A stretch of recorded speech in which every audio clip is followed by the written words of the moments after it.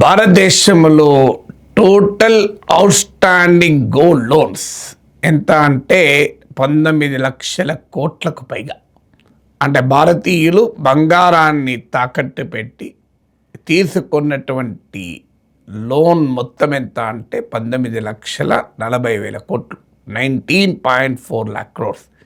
ఇది మార్చ్ 2026 చివరి నాటికి.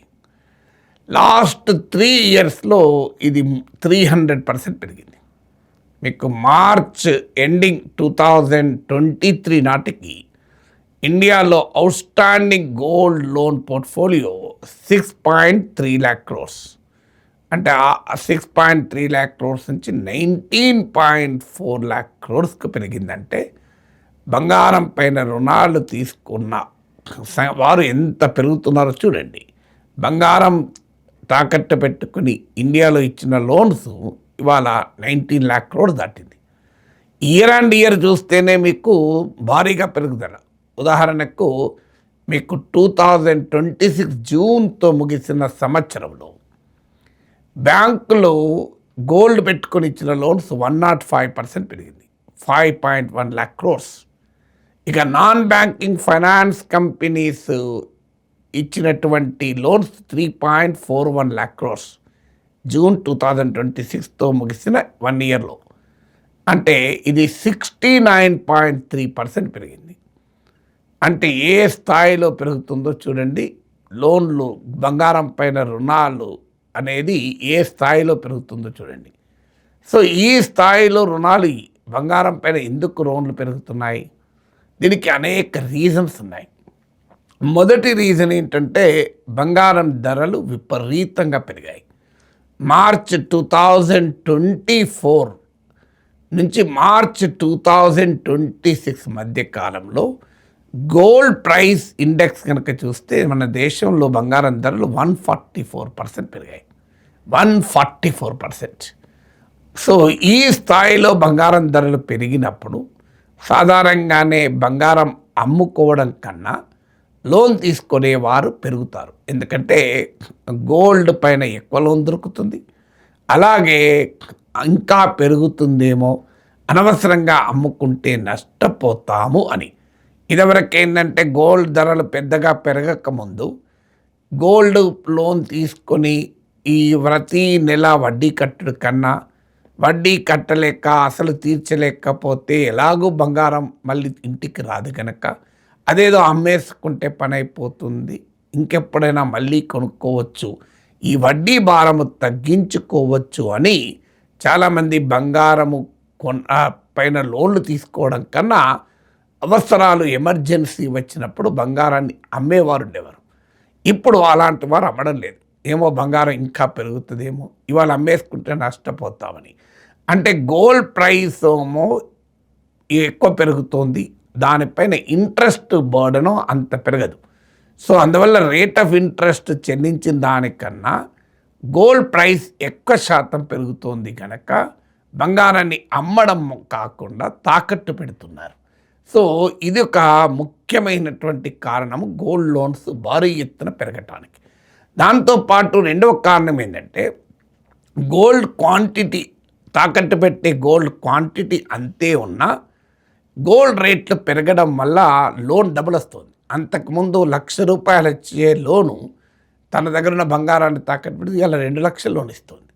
దాంతో ఎక్కువ మంది ఎక్కువ లోన్స్ మళ్ళీ వచ్చి గోల్డ్ లోన్ తీసుకుంటున్నారు. సో ఇది రెండవ కారణం.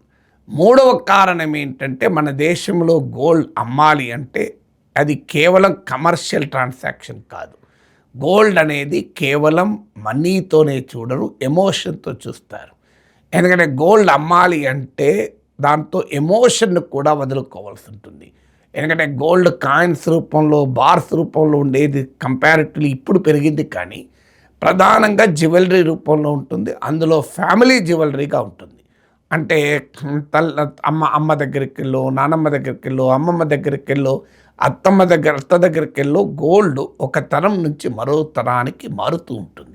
దాంతోపాటు జీవితంలో ఉన్నటువంటి ఆనంద గడియలతో లింక్ అయి ఉంటుంది. అంటే బర్త్డే అప్పుడు బిడ్డ బర్త్డేకి కొన్న గోల్డో, లేదా పెళ్ళి సమయంలో కొన్న గోల్డో, లేదా ఫస్ట్ మ్యారేజ్ యానివర్సరీకి కొన్న గోల్డో, ఇలా అనేక రకాల జీవితంలోని ఒక భావోద్వేగ ఘటనలతో లింక్ అయి ఉంటుంది గోల్డ్. అందువల్ల గోల్డ్ అమ్మేస్తే, నగలు అమ్మేస్తే మళ్ళీ ఆ ఎమోషన్ ఉండదు. సో మనీ రావచ్చు, మనీ మానిటరీ ఆస్పెక్ట్స్లో చూస్తే గోల్డ్ ధర పెరగనప్పుడు అమ్మడమే లాభం అనుకోవచ్చు. కానీ ఆ ఎమోషనల్ లింక్ వల్ల జనం తొందరగా బంగారాన్ని నమ్మరు. కావాలంటే లోన్ తీసుకొని తల్లి ఆ లోన్ తీర్చేస్తే నా గోల్డ్ నాకు తిరిగి వస్తుంది కదా అనే ఆశ. అందుకే మన దేశంలో recycled gold supply total gold సప్లైలో 11%. ఎందుకంటే మన దేశంలో 30,000 టన్స్ ఆఫ్ గోల్డ్ ఉంది. అంటే ఇళ్ళ కుటుంబాల వద్ద, దేవాలయాల వద్ద ఉన్న టోటల్ గోల్డ్ ఎంత అంటే 30,000 టన్నుల గోల్డ్. కానీ అంటే ప్రపంచంలోనే అత్యంత బంగారం నిల్వలంటే భూగర్భంలో కాదు, ఇళ్లల్లో, లాకర్లలో, బ్యాంక్ లాకర్లలో, దేవాలయాల వద్ద ఉన్నటువంటి గోల్డ్ ప్రపంచంలో బహుశా మన దగ్గరే ఎక్కువ. అయితే చైనా మనతో పోటీ పడుతుంటుంది గోల్డ్ను కన్జ్యూమ్ చేయడంలో, అంటే గోల్డ్ కొనడంలో. కానీ అత్యధికంగా గోల్డ్ ఉన్న దేశం మనది. కానీ రీసైకిల్డ్ గోల్డ్ సప్లైలో మనది 4th ర్యాంక్. రీసైకిల్ సప్లై కేవలం 11% మాత్రమే. అంటే రీసైకిల్ గోల్డ్ అంటే పాత నగలు మార్కెట్లో మనం అమ్మేసి డబ్బులన్నా తెచ్చుకోవడం, లేదా కొత్త నగలన్నా తెచ్చుకోవడం. సో అది కేవలం 11% మాత్రమే. అంటే మరీ ముఖ్యంగా ఒక డిజైన్ నచ్చక పాత డిజైన్ అయితే అది తీసేసి మళ్ళీ కొత్తగా వచ్చే నగ తీసుకునేటువంటి స్వభావం ఉంటుంది. కానీ ఇప్పుడు ప్రధానంగా ఏంటంటే అది కూడా తగ్గిపోతుంది. ఇప్పుడు లేటెస్ట్ డేటా ఏం చెప్తుందంటే లోయెస్ట్గా ఉందట రీసైకిల్డ్ గోల్డ్ సప్లై. అంటే అర్థం ఏంటి? ఎవరు బంగారాన్ని అమ్మడం లేదు, బంగారాన్ని తాకట్టు పెట్టి లోన్లు మాత్రమే తీసుకుంటున్నారు. ఎందుకు లోన్లు తీసుకుంటున్నారంటే నేను చెప్పిన ఈ కారణాలు ఇంతకుముందు. గోల్డ్ ప్రైస్ పెరగడం వల్ల ఎక్కువ లోన్ వస్తుంది. గోల్డ్ లోన్స్ చాలా సులభంగా వస్తాయి. మీకు పర్సనల్ లోన్ తీసుకోవాలంటే 1,00,000 అడుగుతారు. నీ ఇన్కమ్ ఎంత, నీ ఈఎంఐ కట్టగలవా, ఇతరత్ర నీకున్న ఈఎంఐలు ఎంత, మళ్ళీ వాటిపైన చాలా కట్టలేకపోతే తీవ్రమైన వేధింపులు ఉంటాయి, భారీగా ఛార్జెస్, రకరకాల ఛార్జెస్ ఉంటాయి. ముందే యాప్ల్లో, డిజిటల్ యాప్ల్లో తీసుకుంటేనైతే ముందే కట్ చేసుకొని ఇస్తారు. కానీ గోల్డ్ లోన్స్కి వచ్చే వరకు చాలా సులభంగా లభిస్తాయి, చాలా హాయిగా లోన్ తీసుకోవచ్చు. అందుకే ఒకప్పుడు అదేదో కొన్ని స్పెషలైజ్డ్ ఏజెంట్ సంస్థలు మాత్రమే గోల్డ్ లోన్స్తో డీల్ చేసేది. ఇప్పుడు బ్యాంకులు, కమర్షియల్ బ్యాంక్స్ కూడా పెద్ద ఎత్తున గోల్డ్ లోన్స్ ఇస్తున్నాయి.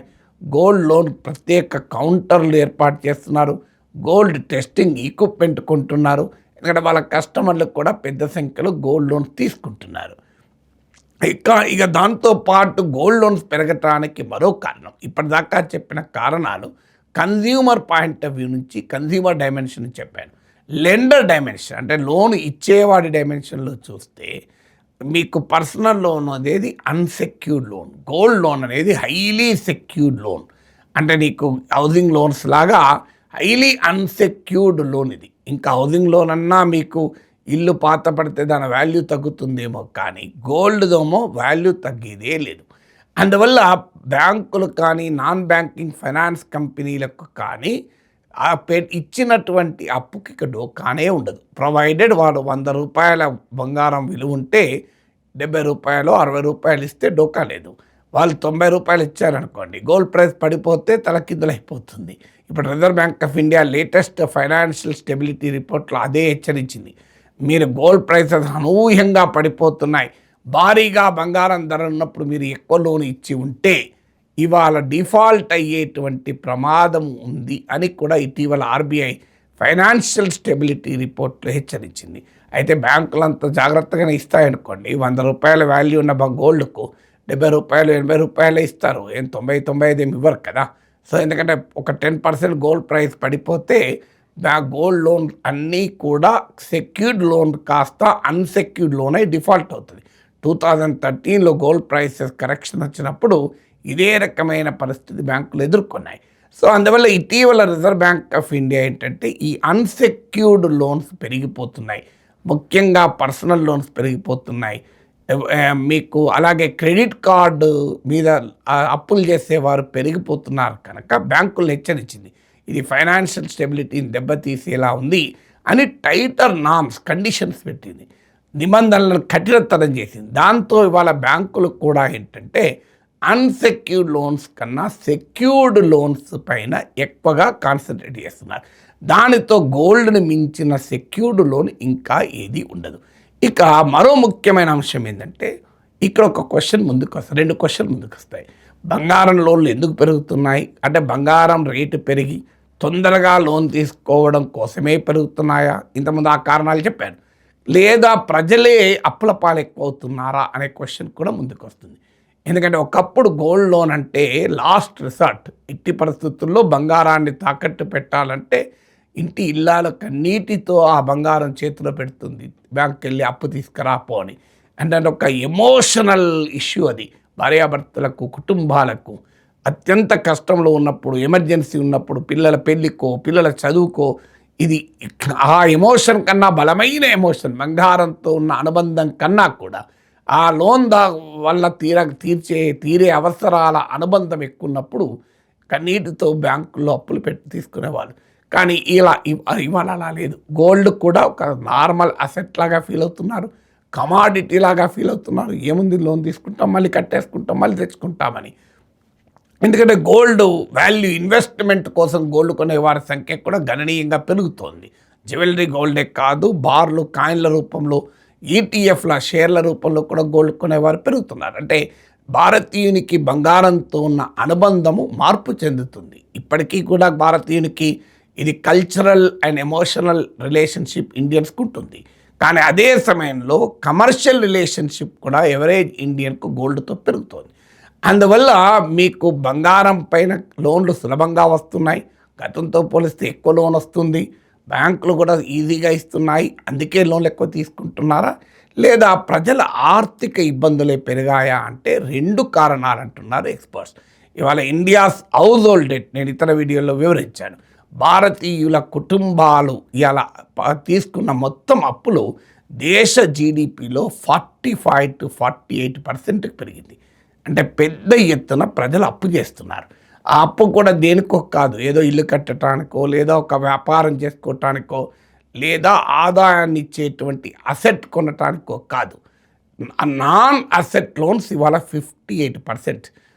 మొత్తం టోటల్ రిటైల్ లోన్స్ ఇండియాలో 170 lakh crores అయితే ఇందులో 119 lakh crores non asset loans. అంటే ఇల్లు ఇలాంటి అసెట్ కాకుండా కేవలం రోజువారీ కన్జ్యూమర్ అవసరాల కొరకు ఇవాళ అప్పులు తీసుకునేవారు పెరిగిపోతున్నారు. అందులో ఎడ్యుకేషన్ కొరకు తీసుకుంటే అర్థం చేసుకోవచ్చు. ఈవెన్ ఇంట్లో హౌస్ హోల్డ్ అప్లయన్సెస్ కొరకు అప్పులు తీసుకుంటున్నారు. ఈ రోజువారీ ఖర్చుల్లో నెలసరి ఆదాయానికి ఖర్చుకు మధ్య గ్యాప్ పెరిగి అవసరాలు వచ్చినప్పుడు షార్ట్ టర్మ్ ఫైనాన్స్ కొరకు లోన్ తీసుకుంటున్నారు. ఇవాళ అనేక రూపాయల కారణాలైతే లోన్ తీసుకుంటున్నారు. కారణం ఏంటంటే ప్రజల ఆదాయాలు పడిపోతున్నాయి, కాస్ట్ ఆఫ్ లివింగ్ పెరిగిపోతుంది, ఈ జాబ్ ఇన్సెక్యూరిటీ పెరిగిపోతుంది, ఎప్పుడు ఉద్యోగం పోతుందో తెలియని పరిస్థితి వస్తుంది. అందువల్ల పిల్లల చదువు పైన గతంతో పోలిస్తే ఖర్చులు పెరిగిపోయాయి, కాస్ట్ ఆఫ్ ఎడ్యుకేషన్ పెరిగిపోయింది, కాస్ట్ ఆఫ్ హెల్త్ పెరిగిపోయింది. దీనివల్ల అప్పులు ఎక్కువగా భారతీయులు చేస్తున్నారు.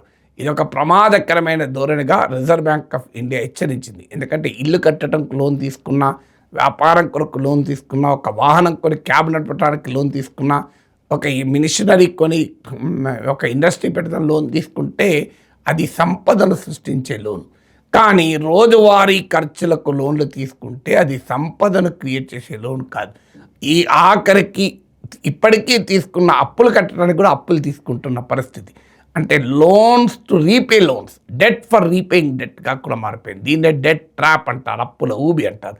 సో అందువల్ల సగటు భారతీయులు అప్పుల పాలవుతున్న మాట నిజం. ఆదాయాలు తగ్గి, సేవింగ్స్ తగ్గి, ఖర్చులు పెరిగి, దాంతోపాటు మీకు గతంలో కన్నా చాలా సులభంగా లోన్లు వస్తున్నాయి. డిజిటల్ యాప్స్ లోన్లు వస్తున్నాయి. హెచ్డిఎఫ్సి లాంటి వాళ్ళు రోజుకోసారి ఫోన్ చేసి లోన్ ఇస్తామంటున్నారు. బంగారం పైన లోన్ ఎక్కువ దొరుకుతుంది, ఈజీగా దొరుకుతుంది. ఇది కూడా కారణమే కావచ్చు, లోన్ ఫెసిలిటేషన్ కూడా. బట్ అవసరాలను మించి కూడా లోన్లు ఖర్చులు పెట్టడం వల్ల కూడా లోన్లు తీసుకోవచ్చు. కానీ అదే సమయంలో ఎకానమీలో ఉండే సంక్షోభ ఛాయల వల్ల కూడా ప్రజలు ఎక్కువగా అప్పుల పాలవుతున్నారు. ఎక్కువగా అప్పుల పాలవుతున్నప్పుడు బంగారాన్ని తాకట్టు పెట్టి లోన్ తీసుకోవడం అనేది ఈజీ అవుతుంది, ఎక్కువ అవకాశం ఉంటుంది. బ్యాంకులు కూడా వాటిని ఎంకరేజ్ చేయడం వల్ల ఇలా గోల్డ్ లోన్స్ ఇండియాలో మామూలుగా పెరగడం లేదు.